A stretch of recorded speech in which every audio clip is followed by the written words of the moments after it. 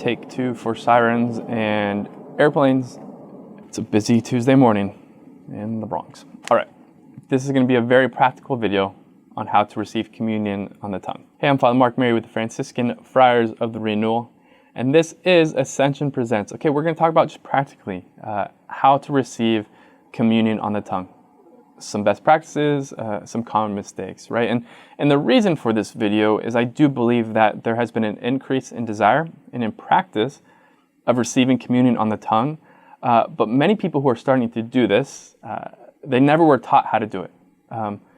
And also, those who weren't taught how to do it, who are starting to do it later in life, doing it at the very beginning, is also just like, we can just be really nervous and uncomfortable doing it. And so hopefully to give some sort of formation to it in advance so that if you are desiring and starting to receive communion on the tongue for the first time, we can kind of get rid of some of the fears. And again, this was my own practice. I was never taught how to do it. In early college, I started to feel the desire to receive communion on the tongue, but I wasn't really taught. And so I'm sure I had some bad practices and I was very, very nervous the first couple of times. So this is just a little bit of what I've learned. It's going to be a really practical video. So I do want to contextualize it, right? Because I do think, and honestly, I do think that the most reasonable response when we hear that the Blessed Sacrament, that the Holy Eucharist is present anywhere on the earth, is probably just to fall on our faces in reverence and humility and never get up. I think just objectively of who God is and who we are, I think that's probably, again, the most reasonable response, but that's not what the Lord wants. That's not what the Lord wants, right? Out of his humility, he wants us to come close. Out of his humility, he wants us to live our lives. Out of his humility, he even desires us to receive him. And it is the most sublime and exalted and transcendent of mysteries, receiving Jesus into our bodies. Body, blood, soul, and divinity, receiving all of him. But also this incredibly profound spiritual experience has some very concrete and human elements to it. He entrusted this to human beings through human ministers, to the priests. He's brought in different matter, right? And so there is a very human element to it, and we want to be trained in the human element at the service of the spiritual. When I teach some of our postulants, some of our new friars, kind of like the liturgy, I kind of have coined this term called trained transparency. And the idea is you kind of want to know what you're doing so you can kind of disappear, right? Because if you don't really know what you're doing, it's going to be distracting for yourself. You're going to be thinking about it too much. It's going to be distracting for the congregation.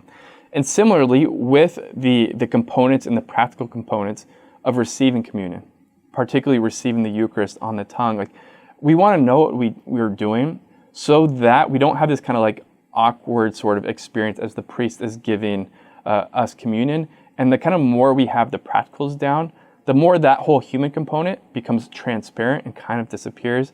And we can really focus on what's really happening and the most important thing of Jesus giving himself to us and us giving ourselves totally to him. We're gonna talk about some best practices first, and then some mistakes I see. And I'm gonna kind of model some of this stuff and be a lot more kind of vulnerable than I wanted to be on this huge video, but also I know that that's gonna be the experience that a lot of you have in doing it. So I'm gonna go ahead and try and model it and go forward. Okay.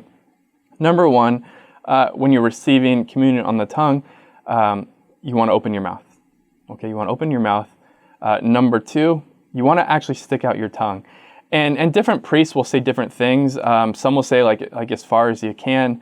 Some maybe just you need to cross your lip line. Okay, so open your mouth and then stick out your tongue, right? Or it'll look something like this. Okay, so it's open your mouth and you stick out your tongue. And also what I'll recommend, and again, it's not everyone's going to say this, but it's probably good to have a slight tilt back. So it's something like that. I like to close my eyes, and I'll explain that in a second. So again, it'll probably look something like this.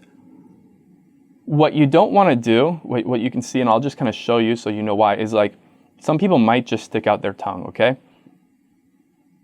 And that it like doesn't give us a great place as a priest to put the host. Some might just like open their mouth. And so again, it's like that's we can work with it, but it's less than ideal, okay? So you want to open your mouth, stick out your tongue an inch and a half as far as you can go, okay? And then often I'll encourage people to tilt their head back. And generally speaking, I'm going to say close your eyes. Because some of the common mistakes I find are this. Not opening your mouth, not sticking out your tongue, maybe tilting your head forward. And I'll explain that in a little bit. In part, it just like, it kind of makes me a little bit uncomfortable because it gives us a sort of like downward slope where I'm putting the host.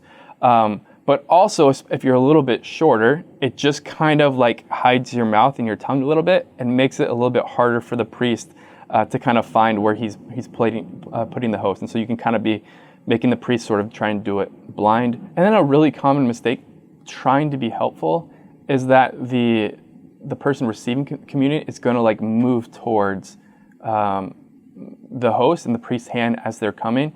And you're trying to be helpful, but it just ends up making it a moving target. And so one of the things I started to do is to close my eyes, not just kind of in reverence or to the intimacy to like kind of going into the interior, but also it just made me not sort of aware of what the priest was doing so that I wouldn't kind of like out of a reflex react, okay? Now, one other very kind of common sort of practice that we can do a little bit better is for those who like to receive communion kneeling where it's not at an altar rail.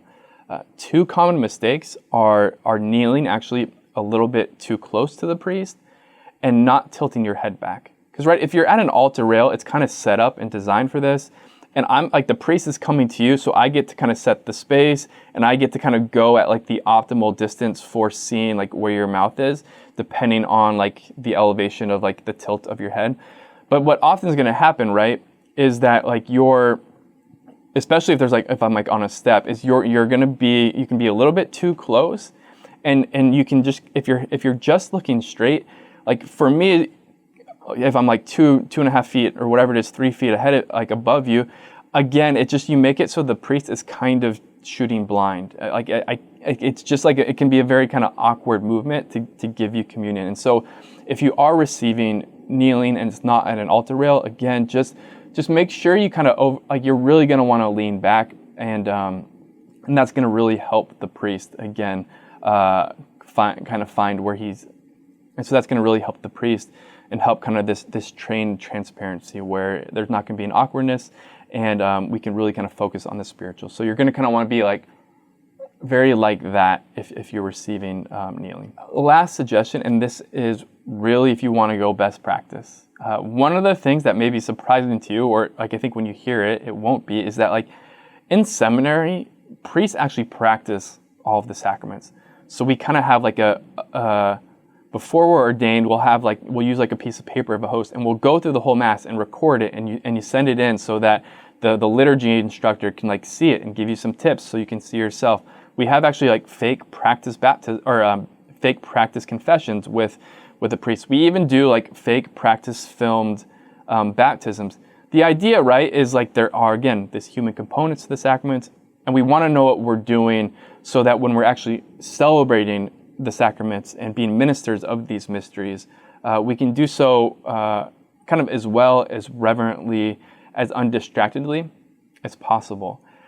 I really do think like best practice, ideal world, is that like especially if it's in a family, like parents to kids, or if you're roommates and you're kind of comfortable, is actually to practice receiving communion on the tongue, just to and to practice like with your roommates giving communion on the tongue. And the reason for it is this: not that you're going to do it like in the liturgy, but when you're actually trying to do it, it teaches you like, oh, okay, this is really hard, or this is really helpful.